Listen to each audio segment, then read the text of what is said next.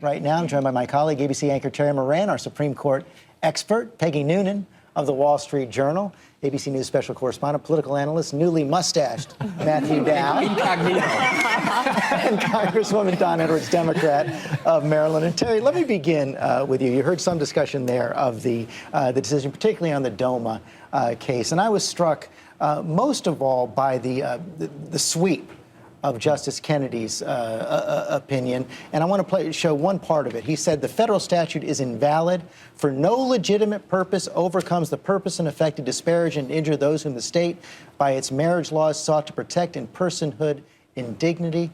No legitimate purpose. How does a ban survive that? Those are the three most important words in this ruling. The court said Congress could have absolutely no reason. There's no reason that Congress could possibly have to treat gay married couples differently from straight married couples. The court could have just said, Congress overstepped its bounds, shouldn't tell every state what marriage is, let the states decide. But Justice Kennedy's opinion goes further. He picked up the most powerful, the most irresistible force in our Constitution, that principle of equality, and in the broadest and most ringing terms, he framed the claims of gay Americans in that. That's going to be hard to stop for those who don't approve of this decision. I think it was a pretty emotionally written and almost emotionally charged decision. Here's the problem. While the Kennedy decision seems to make a lot of suggestions about federalism and the states can decide, the fact is, because Kennedy posits as the logic of his decision that one can be against same-sex marriage only for reasons essentially of bigotry and wanting to cause injury. If that is so, as this thing now gets played out in 37 states, Chad Griffins of the Human Rights Campaign said, you asked him, are we going to go referendum, legislative, the courts? He said, whatever it takes. It is very hard to believe that any court in any state won't look at the Kennedy decision and say, the court has spoken.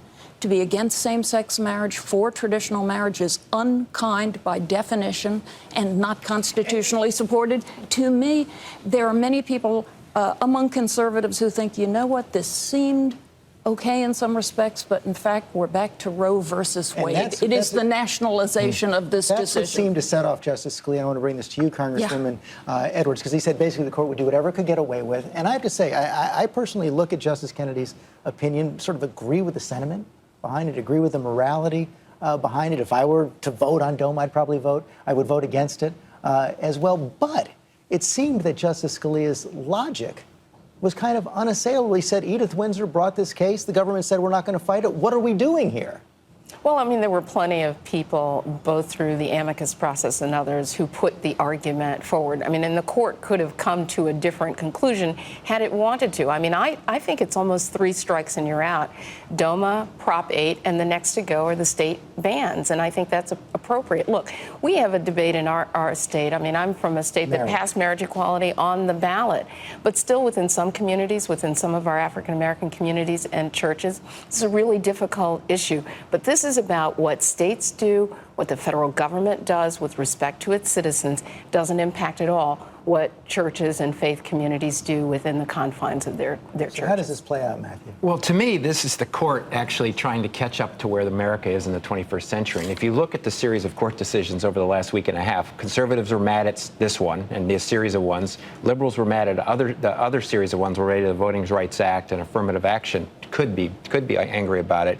But the country has already decided this issue. The country's already decided about gay marriage. Whether the states will catch up and how long. Even though there's 37 states where it's banned. No, let me give you an example of this. In the 1960s, the court made a decision that bans on interracial marriage would no longer exist. 20% of the country was only for that at that time. Today, more than a majority of the country is for gay marriage. So the court is actually trying to catch up to where the country is in the midst of this. I think what the court is dealing with is the ghosts of our past, trying to hold themselves in some tradition, and they're trying to make a balancing act, but trying to catch up to the 21st century America.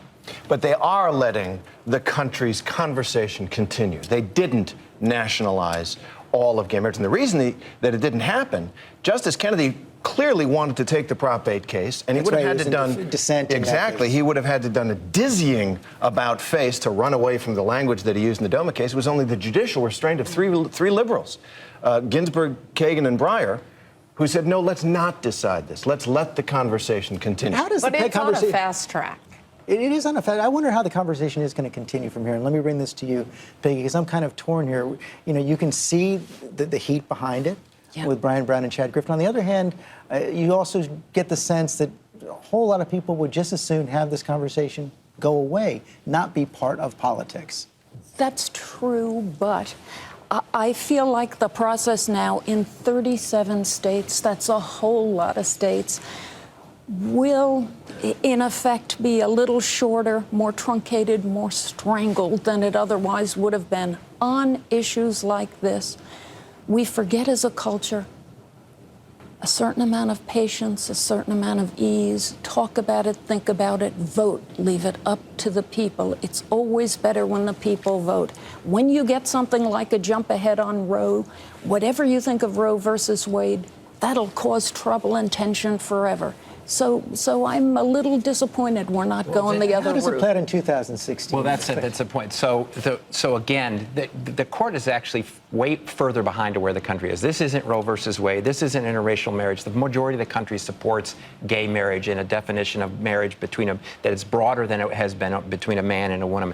I think this makes 2016 unbelievably important because there's a number of justices, as Terry knows, that are at that age that they're going to probably retire, or something awful could happen. That whoever's elected president in 2016 is probably going to have at least 2, if not 3 court justices. And as we saw in these decisions, these 5-4 decisions on a series of things, 1 change or 2 changes in that, to me, 2016 becomes extremely important. No question about it. But if a ban comes to this court, the ban, I think, goes down. Goes down. Goes down. I agree. Let's move to race and the big questions this week about affirmative action and the Voting Rights Act. It seems like affirmative action lives to fight another day, maybe hanging on by a thread. The Voting Rights Act apparently gutted by the Supreme Court. It was gutted, in my opinion. I mean, I think that what the court did was basically said that there's no way to enforce the strong provisions in Section 5 that applies to these pre-clearance states.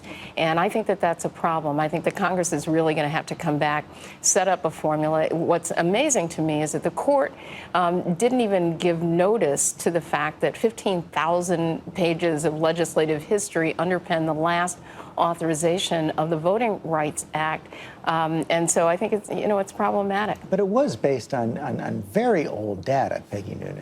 It was based on a law from 64 or 65. I think the court's decision suggests that it is not fair it is not unfair to roughly every half century. Look at the realities around you, compare them to the realities when the law was made, see where you are. If there seems to be justification and argument for lifting a part of the act, then they can legitimately do it. It seems to me, however, the Voting Rights Act is actually voting rights legislation always, and it's not the Supreme Court's job, it is the Congress's job to work did its this job out. in 2006. The Congress did its job by, 2 years of legislative hearings, 21 legislative hearings on the Voting Rights Act reauthorization, 15,000 pages of documents, testimony from experts. And just because a law has been in place for a long time doesn't mean it's not a good one.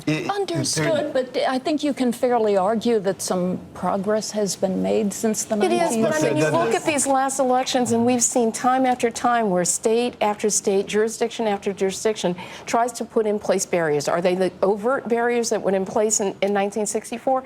Not necessarily, but they are still barriers to voting for African Americans and minorities.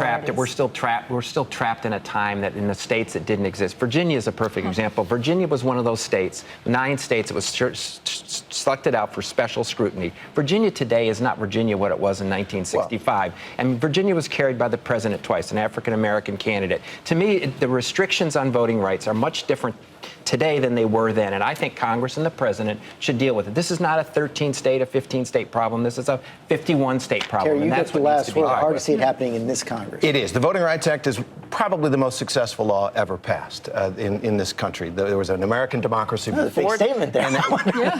It changed American democracy. We have a different country because of the Voting Rights Act. That Congress did decide that even though the formula was old, they found that in those states, voting rights violations are run at a higher rate than in other states. And they made a political decision to do this. This was a very activist decision, but there's no question that the Supreme Court has declared what the law is, and we will find out.